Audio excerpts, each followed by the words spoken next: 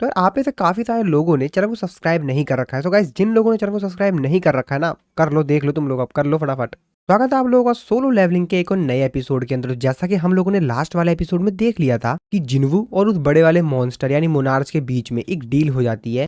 एक कॉन्ट्रैक्ट होता है कि ये दोनों एक दूसरे झूठ नहीं बोल सकते। इसके बाद ये लोग आपस में कुछ बातचीत वगैरह करते हैं और वहीं लास्ट में जिन्वू ने उससे पूछ लिया था कि आखिरकार तुम सबको किसने बनाया है, और वहीं पे हमारा लास्ट वाला एपिसोड खत्म हो गया था। तो इस एपिसोड की शुरुआत में वो मॉन्स्टर मुस्कुराता है और जिन्वू को जवाब देते हुए कहता है, जैसा कि मैंने कहा था कि वो लोग युद्ध की तैयारी कर रहे हैं। उनका इरादा है कि वो इस दुनिया को यानी जिन्वू की दुनिया को एक बैटलफील्ड में ट्रांसफॉर्म कर दें और मोनार्च के खिलाफ एक बार फिर से लड़ाई करें। अभी बात सुन के जिन्वू थोड़ा सा हैरान होता है। वो उससे कहता है कि एक मिनट मैं समझ नहीं पाया, मतलब वो हम मेरी दुनिया में मॉन्स्टर्स को भेजेंगे ताकि वो यहाँ पर युद्ध कर सकें? जिस पे वो मोनार्च उसको बताता है कि हाँ बिल्कुल यही बात है। वो जितनी भी मैजिकल एनर्जी है वो तुम्हारे वर्ल्ड में डाल देंगे और जितने ज्यादा मॉन्स्टर्स गेट से आकर तबाही मचाएंगे और मैजिकल एनर्जी एक ब्लेसिंग की तरह होगी गेट में से। और इस चीज को तो काफी सारे हंटर्स भी जानते हैं, यहाँ तक कि काफी सारे सिविलियंस भी जानते हैं इस बात को कि डंजन के अंदर से काफी सारे मैजिकल क्रिस्टल और मैजिकल स्टोन्स मिलते हैं। और ये जो ऑब्जेक्ट्स होते हैं यानी कि मैजिकल क्रिस्टल और मैजिकल स्टोन्स, इनके अंदर काफी सारी मैजिकल एनर्जी होती है जो कि बहुत ही ज्यादा ग्रेटेस्ट सोर्स होता है एनर्जी का इस दुनिया में। जिन्वू अपने मन में सोचते हुए कहता है, लेकिन क्या ये सभी एक वॉर की तरफ जा रहे हैं? वो मोनार्च जिन्वू को आगे बताता है, जो लोग इस समय सत्ता पर हैं उससे बेहतर इस चीज का इस्तेमाल कौन कर पाएगा, और शायद इससे कोई बेहतर तरीका हो भी ना। और इसीलिए रूलर्स ने डिसाइड किया कि उनके जो कैदी हैं वो उनका इस्तेमाल करेंगे और मैजिकल एनर्जी की जो डेंसिटी है वो दिन प्रतिदिन बढ़ती जा रही है। और एक तरह से ये एक फ्रूट कल्टीवेट हो रहा है मॉन्स्टर के ब्लड से। मैजिकल एनर्जी ही इस दुनिया को बहुत ज्यादा पावरफुल बनाती है और उन लोगों का प्लान है कि वो एक ऐसी शक्तिशाली दुनिया बनाए जो कि युद्ध के प्रभावों को झेल सके। इस पे जिन्वू से पूछता है कि वैसे वॉर का मतलब क्या था, तुम वॉर से क्या बताना चाहते थे? मोनार्च उसको बताता है कि वॉर का मतलब है एक दूसरा बैटल मोनार्च और रूलर्स के बीच में, और बहुत ही जल्द जिस दुनिया में तुम जी रहे हो वो दुनिया नर्क बनने वाली है। अब ये बात सुन के तो जिन्वू भी काफी ज्यादा शौक में होता है। मोनार्च उससे आगे कहता है कि बिल्कुल भी समय नहीं बचा हुआ है, और अगर एक बार उन लोगों को ये बात पता चल गई कि तुम्हारे और मेरे बीच एक कॉन्ट्रैक्ट बना है तो जरूर मोनार्च और रूलर इस चीज में रुकावट देंगे। और ऐसा भी पॉसिबल हो सकता है कि रूलर्स के जो एनवॉइज हैं वो लोग ऑलरेडी वहां से निकल चुके हों हमको रोकने के लिए, कुछ भी हो सकता है। जिसके बाद जिन्वू उस मोनार्च से पूछता है कि तुमने भी कुछ समय पहले ही बताया था कि वो लोग मेरे को टारगेट कर रहे थे,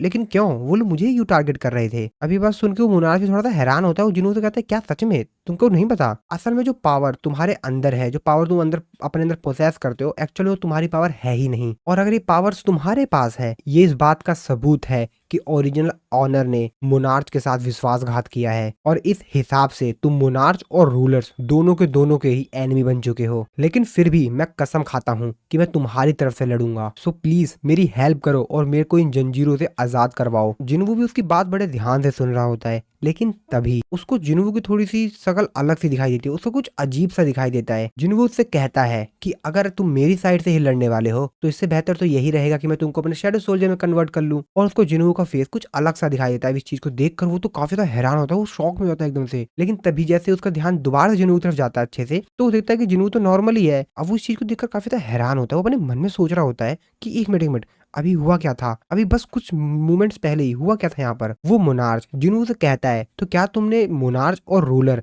दोनों की जो स्पिरिचुअल बॉडीज हैं उनको पोसेस कर रखा है? स्पिरिचुअल बॉडी जो होती है वो डिस्ट्रॉय हो जाती है जब उनको खत्म कर दिया जाता है तो, और इसीलिए उनको शैडो में कन्वर्ट नहीं किया जा सकता, और इसीलिए मैं तुम्हारा सोल्जर नहीं बन सकता। क्या ये तुम्हारे लिए काफी होगा कि तुम मेरी हेल्प कर सको? तो प्लीज मेरी हेल्प करो और मेरे को इन जंजीरों से आजाद करवाओ। जिन्वू जो कि अपने मन में सोच रहा होता है कि मैं समझ गया, लेकिन एक मिनट यार, ये मेरे दिल में कुछ अजीब सा क्यों हो रहा है, यहाँ पे कुछ तो अजीब है।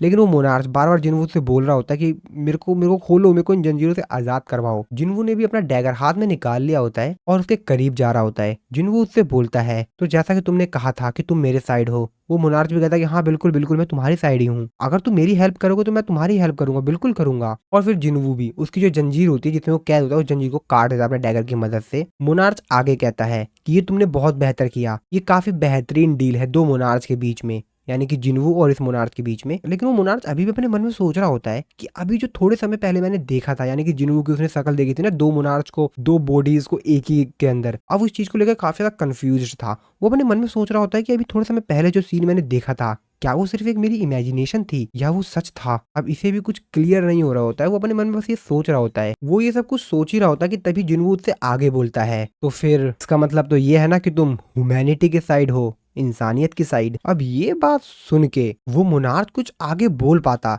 लेकिन जैसा कि जिन्वू और इस मोनार्च के बीच में एक कॉन्ट्रैक्ट हुआ है कि एक दूसरे झूठ नहीं बोल पाएंगे, और जब कभी भी झूठ बोलेंगे तो जो झूठ वाला जो शब्द होगा वो बोल ही नहीं पाएंगे, तो वो मोनार्च उस वो शब्द बोल ही नहीं पा रहा होता है। अब जिन्वू समझ जाता है कि ये झूठ बोल रहा है, क्योंकि कॉन्ट्रैक्ट के हिसाब से ये झूठ नहीं बोल सकता, और वो मोनार्च भी समझ जाता है कि अब जिन्वू ने उसके ऊपर शक करना शुरू कर दिया है। जिसपे जिन्वू उससे बोलता है कि तुम आंसर क्यों नहीं दे रहे हो, बताओ क्या तुम इंसानियत की साइड हो, तुम जवाब क्यों नहीं दे रहे हो। ऐसा शायद प्लेज ऑफ ऑनेस्टी की वजह से है ना। और ये चीज सुनकर अब वो मोनार्च भी समझ जाता है कि जिन्वू को उसके ऊपर पूरी तरीके से शक हो गया है, और वो मोनार्च भी जिन्वू की तरफ घूरता हुआ देख रहा होता है। और तभी उसकी गर्दन के पीछे एक डायमंड सा दिखाई देता है, कुछ पिंक कलर का। जिन्वू उसके चीज को देखते हुए कहता है कि तुम्हारी गर्दन के पीछे वो जो माना क्रिस्टल लगा हुआ है ना, वो जब तक वहां पर लगा रहेगा तुमको इस रूलर की वॉइस सुनाई देती रहेगी, जो कि है सभी इंसानों को मार दो, जैसा कि अदर मॉन्स्टर्स को सुनाई देता है। अभी बात सुनकर वो मोनार्च समझ जाता है कि अब जिन्वू उसके ऊपर शक कर चुका है और अब उसके पास कोई भी ऑप्शन नहीं है, और इसीलिए वो गुस्से में जिन्वू के ऊपर अटैक करता है। लेकिन जिन्वू उसके उस अटैक से बचते हुए उससे कहता है तुम तो अपनी डील ही भूल गए। जिसपे वो मोनार्च जिन्वू से कहता है कि तुम्हें जिंदा रखना बहुत ज्यादा खतरनाक हो सकता है। लेकिन वो मोनार्च कुछ आगे कर पाता, जिन्वू उसके शरीर में अपना डैगर डाल देता है, जिसकी वजह से उस मोनार्च की हालत खराब होने लगती है। जिन्वू उस मोनार्च से कहता है शायद तुम प्रॉब्लम बन सकते हो, जिसपे वो मोनार्च जिन्वू से कहता है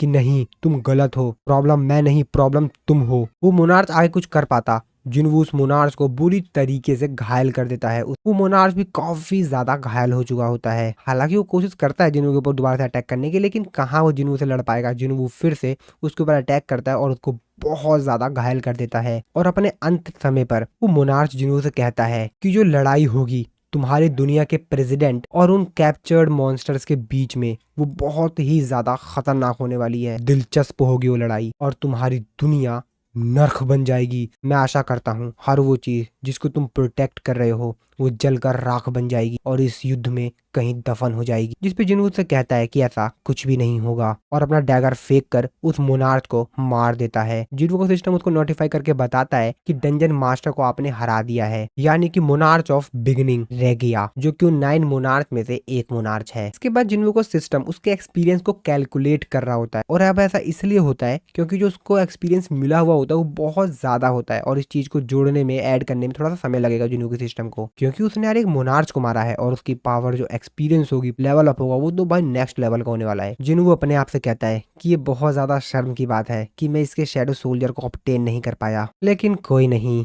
मेरे को प्राइस तो मिल गया। और फिर जिन्वू का सिस्टम उसको नोटिफाई करके बताता है कि आपका लेवल अप हुआ, और जिन्वू का काफी तेजी से बहुत ज्यादा लेवल अप होता है, और उस मोनार्च की जितने भी वहां पर बॉडीज के टुकड़े होते हैं वो सभी के सभी वहां से डिसअपीयर होने लग जाते हैं। जिन्वू को जो लेवल होता है वो भी अब 122 हो चुका होता है। इसके बाद हम लोग एक दूसरी जगह का सीन देखते हैं। तो एक्चुअल में ये जो जगह होती है वो क्रिस्टोफर रेड की होती है, जो कि एक नेशनल अथॉरिटी रैंक हंटर है। इसके बाद हम लोग उसी हंटर को देखते हैं जो कि एक ऐसे रैंक का हंटर होता है, और यहाँ पर जो हेलीकॉप्टर में लोग आए हुए होते हैं उनको देखते हुए कहता है कि मैंने एक्सपेक्ट नहीं किया था कि आज भी मेरे से कोई मिलने के लिए आएगा। तो उससे यहाँ पर मिलने के लिए डिप्टी डायरेक्टर और लेडी सेलनर आई हुई थी, जिनको देखते हुए था काफी लंबा समय हो गया है डिप्टी डायरेक्टर और लेडी सेलनर से मिले हुए। जिसपे डिप्टी डायरेक्टर उससे बोलता है हमसे तुमको बहुत ही ज्यादा अर्जेंट बात करनी है, तो यहाँ पर जितने भी लोग हैं इन सभी लोगों को यहाँ से भी बाहर जाने दो। इसके बाद हंटर होता है अपनी मेड से कहता है कि जब तक मैं ना बोलूं इस रूम के कोई भी आसपास नहीं आना चाहिए। उसकी मेड भी कहती है ठीक है मैं समझ गई। इसके बाद हम लोग इन सभी लोगों को देखते हैं जो कि आपस में बात कर रहे होते हैं, जिसपे जो हंटर होता है वो डिप्टी डायरेक्टर से कहता है आखिरकार आप दोनों को मेरे से काम क्या पड़ गया, वो भी आप दोनों एक साथ। और अगर आप इस जगह पर इसलिए आए हैं क्योंकि रिसेंटली जो एस रैंक का गेट ओपन हुआ है ईस्ट में, तो उसकी चिंता आप मत कीजिए, मैं उसको देख लूंगा, लेकिन अभी मैं वहां पे नहीं जाने वाला हूँ। जिसपे मिसिस सेलनर उससे कहती हैं कि नहीं, हम लोग उस चीज के बारे में बात करने के लिए नहीं आए हैं कि मिस्टर क्रिस, रिसेंटली जो एस रैंक का गेट ओपन हुआ है हम लोग आज उसके बारे में बात करने के लिए नहीं आए हैं, उससे भी ज्यादा बड़ी एक प्रॉब्लम है, हम उस चीज के बारे में डिस्कस करने के लिए आए हैं। अब ये बात सुनकर वो भी काफी ज्यादा हैरान होता है। वो कहता है कि क्या एस रैंक के गेट से भी बड़ी प्रॉब्लम। जिसपे उसको आगे बताया जाता है कि शायद भविष्य में आपको मारा जा सकता है। ये बात सुनकर तो वो हंटर भी काफी ज्यादा हैरान हो जाता है और तभी वो काफी ज्यादा गुस्से में वो जो जिस कप से चाय पी रहा होता है वो नीचे टेबल पे रखता है और चिल्लाते हुए कहता है कि लेडी सेलनर, आपने जो कुछ भी मेरे लिए किया मैं उसके लिए काफी ज्यादा ग्रेटफुल हूँ, लेकिन हम लोग इतने ज्यादा क्लोज नहीं है कि आप मेरे से ऐसे मजाक करें। और आखिरकार मेरे को कौन मानना चाहता है, एग्जैक्टली वो है कौन? जिसमें मिसिस सेलनर उसको बताते कि रिसेंटली मेरे को एक सपना आया था, मैंने सपने में देखा तुमको काफी सारे लोगों ने घेर रखा है और वो उससे आगे कुछ बोल पाती। तभी हंटर क्रिस, लेकिन तभी वो चिल्लाते हुए कहता है कि क्या बकवास चल रहा है, ये सिर्फ आपको एक सपना आया और आपको लगा कि कुछ ऐसा मेरे साथ होने वाला है। नॉनसेंस, ये तो बेकार की बातें हैं। आप सिर्फ एक नॉनसेंस सपने की वजह से इस तरीके की बातें कर रही हैं। मैं जानता हूँ कि आपने मेरे अवेक्ड होने में बहुत ज्यादा मदद की है, आपने मेरी पहले बहुत ही ज्यादा हेल्प की है और आपने इतना सब कुछ सिर्फ इसलिए कर पाया क्योंकि आप काफी अच्छी एक साइकिक हैं। लेकिन ये किस तरह की बकवास चल रही है? मैं एक नेशनल अथॉरिटी रैंक हंटर हूँ, किसी की इतनी औकात नहीं कि मेरे को टच भी कर सके। मिसिस सेलर उससे कुछ आगे कह पाते हैं, वो सोच रही थी कुछ मैं आगे बोलूं, लेकिन तभी वो फिर से बोलता है कि मुझे कोई नहीं मार सकता। और फिर वो भी थोड़ा सा शांत हो जाता है। वो कहता है कि ठीक है, ये बकवास सपना ठीक है लेडी सेलनर, आप मेरे को आगे बताइए, मैं आपके ऊपर विश्वास कर रहा हूँ, बताइए आप क्या बता रही थी आगे। तो आखिरकार मेरे को इस चीज के लिए किससे मदद मांगनी चाहिए? तो आप ये कहना चाहती हैं कि मेरे को कोई प्रोटेक्ट करेगा, एक नेशनल अथॉरिटी रैंक हंटर को? तो क्या हम लोग यहाँ पर कुछ भी नहीं कर सकते हैं? अगर कोई है तो मेरे को बताइए। जिस पे लेडी सेलनर उसको आगे बताती हैं कि हाँ, शायद कोई है जो कि तुम्हारी मदद कर सकता है। हंटर सांग जिनवू वो है जो कि तुमको प्रोटेक्ट कर सकता है। सांग जिनवू का नाम सुनकर वो हंटर भी थोड़ा सा हैरान होता कहता सांग जिनवू। और इस तरफ हम लोग देखते हैं अपने हीरो सांग जिनवू को। सांग जिनवू अपने मन में सोच रहा होता है कि मैंने किंग को तो मार दिया, मेरे को यहाँ से जल्द निकलना होगा, क्योंकि उसकी जो पावर्स थी वो उसके सील होने के बावजूद भी काफी ज्यादा थी। हालांकि उसको स्पेशल चैन के द्वारा सील किया गया था, लेकिन फिर भी वो बहुत ही ज्यादा पावरफुल था। चलो, जैसा कि अब वो मर चुका है तो मैं थोड़ा सा फ्री हो सकता हूँ, लेकिन थैंक्स। लेकिन वो जो कुछ सोच रहा था वो सब कुछ होने से पहले ही मेरे को उसके बारे में पता चल गया। और फिर वो सोच रहा होता कि बाकी लोग मेरे से अभी भी बहुत ज्यादा ताकतवर हैं, मेरे को और भी ज्यादा ताकतवर बनना होगा। हाँ, मुझे और भी ज्यादा ताकतवर बनना होगा। और ये जो न्यूज होती है कि जिन्हों ने यहाँ पर जितने भी जाइंट मॉन्स्टर्स थे उनको खत्म कर दिया, ये पूरी दुनिया में आग की तरह फैल जाती है, बहुत तेजी से सभी लोगों के पास पहुंच जाती है। सोशल मीडिया पे तो ये बात बहुत तेजी से फैल रही थी कि हमको एक नया नेशनल अथॉरिटी रैंक हंटर मिलने वाला है, सांग जिनवू। जिनवू बताता है कि इसमें और जेजू आइलैंड की जो रेड थी इसमें बहुत ज्यादा अंतर था, और वो जाइंट मॉन्स्टर्स जो कि समुंदर की हेल्प से ट्रेवल करके चाइना में जा रहे थे, वहां पर जो चाइना का जो हंटर था लिू जिंगकैंग, उसने उन लोगों को खत्म कर दिया। जापानीज हंटर एसोसिएशन के जो प्रेसिडेंट थे मात्सुमोतो, उन्होंने अपने आप को पुलिस के हवाले कर दिया और उन्होंने जो भी गलतियां की उन सभी की उन्होंने रिस्पॉन्सिबिलिटी ली और माना कि किसी रीजन की वजह से उनसे ये सब कुछ हुआ है, लेकिन वो रीजन क्या था वो अभी भी अननोन है, उन्होंने बताया नहीं। और दूसरी साइड यूएस गवर्नमेंट ने, अमेरिकन हंटर्स ने जो एस रैंक के गेट को सक्सेसफुली कंप्लीट करके उसको क्लोज कर दिया था, उसकी खुशी में एक पार्टी रखी हुई थी जहाँ पर काफी सारे हंटर्स और बाकी लोग भी आए हुए थे उस पार्टी को एंजॉय करने के लिए। और तभी इस पार्टी में थॉमस एंड्रे भी आ रहा होता है उन दोनों बाकी हंटर्स के पास जिन्होंने उससे बैट लगाई थी हमारे पिछले वाले एपिसोड्स में। तभी थॉमस एंड्रे उन दोनों के पास आता है और उन दोनों से कहता है कि ओ, तो तुम दोनों यहाँ पर हो, वैसे उस बैट का क्या हुआ जो तुम लोगों ने लगाया था? तुमको याद तो है ना उस बैट के बारे में? तुमने शर्त में अपनी नाव लगाई थी और तुमने मेंशन, तुम्हें याद तो है ना, या तुमको दोबारा से याद दिलवाना पड़ेगा? जिसपे वो हंटर कहता है कि क्या,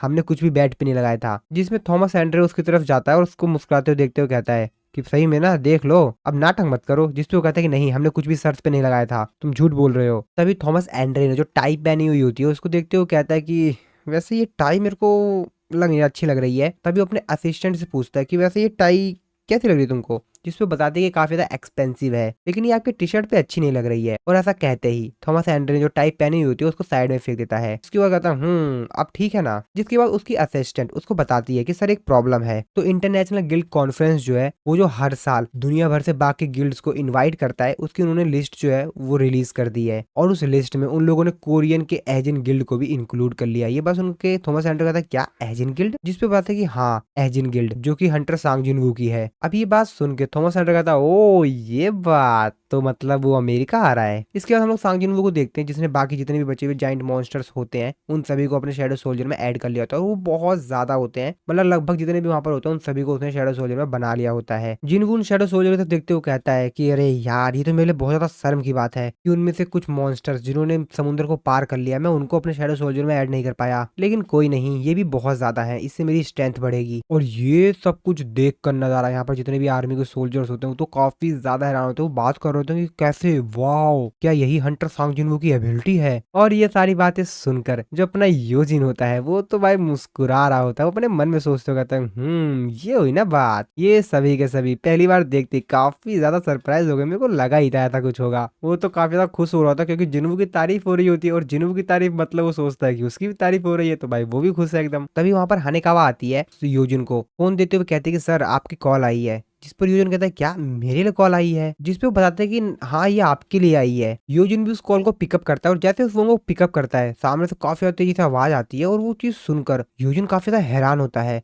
तभी वो यूजिन से बोलता है कि सर मेरे को कोरिया वापस जाना होगा। जिनवू उससे पूछता है कि क्या हुआ, कुछ गड़बड़ हो गया क्या, लेकिन यूजिन उसका कुछ भी रिप्लाई नहीं देता है। इसके बाद हम लोग जिनवू को देखते हैं जो कि अपने मन में सोच रहा होता है कि मेरे को भी सब कुछ डिटेल्स तो पता नहीं है, लेकिन हाँ मेरी भी कुछ फैमिली प्रॉब्लम है, तो मेरे को भी लगता है मेरे को वापस चलना चाहिए। इसके बाद हानेकावा यूजिन से कहती है कि चलिए मैं आपको एयरपोर्ट लेके चलती हूँ, और यहाँ पर वो हेलीकॉप्टर आ गया होता है जिसमें यूजिन जो होता है वो बैठकर चला जाता है। यूजिन जो कि हेलीकॉप्टर में बैठ गया होता है वो नीचे जमीन पर जिनवू को ही देख रहा होता है। वो अपने मन में सोच रहा होता है कि मैं अपने मॉम की वो वॉइस आखिरकार हुआ क्या था। ओह मैं बहुत कुछ सोच रहा हूँ। नहीं, पर एग्जैक्टली हुआ क्या था, क्या कुछ इंपॉर्टेंट था, पता नहीं क्या था। इसके बाद योजिन कोरिया पहुंच जाता है। कोरिया में यहाँ पर जो उसके फादर का असिस्टेंट होता है वो उसका वेलकम करता है और बोलता है कि यंग मास्टर कार आपका वेट कर रही है, चलिए आप मेरे साथ चलिए, आइए मेरे साथ चलिए। और उसको ले जाने लगता है और उसको बताता है कि आपको अपना दिल मजबूत करना होगा यंग मास्टर, चलिए चलते चलते मैं आपको सब कुछ एक्सप्लेन कर देता हूँ। योजिन उससे पूछता है कि वैसे आखिरकार हुआ क्या है। असिस्टेंट उसको बताता है कि ये एक बहुत लंबी स्टोरी है, और फिर वो उसके फादर के पास उसको ले जाता है, यानी योजिन के फादर के पास, चेयरमैन यू के पास। वो बताता है वो इस बीमारी के फाइनल स्लीपिंग स्टेट में पहुंच चुके हैं। ये बात सुनकर यूजिन काफी ज्यादा हैरान होता है और वो रोते अपने फादर को चिल्लाता है, लेकिन उनका जो असिस्टेंट होता है वो उसको मना करता है। वो कहता है कि इनके ज्यादा करीब मत जाइए। यूजिन उससे पूछता है कि क्या हम लोग कुछ नहीं कर सकते, मैं कितना ज्यादा यूजलेस बेटा हूं ना, मैं अपने पिता को सिर्फ इस तरीके से देख सकता हूँ, मैं कुछ नहीं कर सकता। तभी उसका असिस्टेंट उसको एक बुक देता है जिसको देखते हुए यूजिन कहता है कि ये क्या है। उसका असिस्टेंट उसको बताता है कि अपना कंसिक्वेंस खोने से पहले चेयरमैन इस पर काम कर रहे थे, एक बार आप इसको देख लीजिए, मैंने इसको कहीं छिपा के रख दिया था ताकि जब वो दोबारा उठे तो मैं उनको दे दूं, ये उस पर दोबारा से काम कर सके, लेकिन मेरे को लगता है कि आपको शायद इसकी अभी ज्यादा जरूरत है। यूजिन जैसे ही उस बुक को खोलता है तो वहां पर वो काफी सारे न्यूज आर्टिकल्स देखता है अपने बारे में, जिनवू के बारे में काफी सारे आर्टिकल्स देखता है, और उन आर्टिकल्स को देखकर वो काफी ज्यादा इमोशनल हो जाता है। और फिर जैसे ही वो काफी सारे और भी न्यूज आर्टिकल्स या बुक्स के पेज आगे पलटता है तो वो उन सभी चीज़ों को देखकर काफ़ी ज़्यादा इमोशनल हो जाता है, उसकी आंखों में से आंसू आने लग जाते हैं। असिस्टेंट उसको बताता है कि आपके जो फादर थे वो आपके सिस्टर के और आपके जितने भी आप लोगों ने जहाँ भी कॉम्पिटिशन में पार्टिसिपेट किया, जहाँ भी आप लोग गए, उन्होंने उन सभी को इस बुक के अंदर संभाल के रखा है। यहाँ तक कि जो रिसेंट इवेंट हुआ था उसके बारे में भी। इस चीज को देखकर यूजिन पूरी तरीके से रोने लगता है, उसकी आंखों में से आंसू आने लगते हैं, जिसके बाद उसका असिस्टेंट को कहता है कि चलिए अब हम लोग को, मेरे को लगता है घर चलना चाहिए। फिर यूजिन कहता है हाँ ठीक है। तभी यूजिन को अजीब से लगता है, वो पीछे देखता है बट उसको कुछ तो दिखाई देता है, पर वो समझ तो जाता है कि कुछ तो मैंने देखा था, मेरे को लगा कुछ था वहां पर। असिस्टेंट उससे पूछता है कि क्या वो सर, जिसपे यूजिन कहता है कि नहीं चलिए चलिए, और फिर वो वहां से चला जाता है। इसके बाद हम लोग देखते हैं कि एक्चुअल में वहां पर सच में कोई चीज थी, तो असल में यहाँ पर जिनवू था जो कि अपनी मैजिकल पावर का इस्तेमाल करके यहाँ पर आ गया था। वो यूजिन की तरफ देखते हुए कहता है कि तुम्हें रोने की जरूरत नहीं है, मैं वापस आ गया हूँ। और फिर वो सीधा यूजिन के फादर के रूम में जाता है और वाटर ऑफ लाइफ जो होता है वो उसके फादर को पिला देता है। और जब जिनवू वहां से बाहर जा रहा होता है तभी यूजिन की जो सिस्टर होती है वो वहां पर आ जाती है, और जब वो अंदर अपने फादर के रूम में जा रही होती है कि तभी उसको कुछ समझ आता है। वो कहती है कि ये कौन है। वो जिनवू को वहां से जाते हुए देखती है लेकिन वो समझ नहीं पाती। वो कहती है कि ये तो, लेकिन वो इस चीज पे ध्यान नहीं देती है और सीधा अपने फादर के रूम में जाती है। और जैसे वो देखती है वो ये चीज देख के काफी ज्यादा हैरान हो जाती है, क्योंकि जो फादर है वो बेड पे बैठे हुए हैं, यानी कि उसके फादर ठीक हो गए हैं। और अपने फादर को इस तरीके से बेड पे बैठा हुआ देखकर वो काफी ज्यादा इमोशनल हो जाते हैं, कहते हैं कि डैड आप फाइनली स्लीपिंग स्टेट से जाग गए। बाकी जो डॉक्टर होते हैं वो भी काफी ज्यादा हैरान होते हैं, कहते हैं कि ये तो असंभव है, आप फाइनल स्टेट से जाग गए। अगर मीडिया को ये बात पता चल गई तो वो तो काफी ज्यादा क्रेजी हो जाएगी, ये तो बहुत बड़ा न्यूज है। इस तरह हम लोग जिनवू को देखते हैं जो कि उस हॉस्पिटल से बाहर आ गया होता है। जिनवू पार्किंग में जाते हुए कहता है कि हालांकि ये थोड़ा सा जल्दी है, लेकिन हैप्पी बर्थडे योजिन।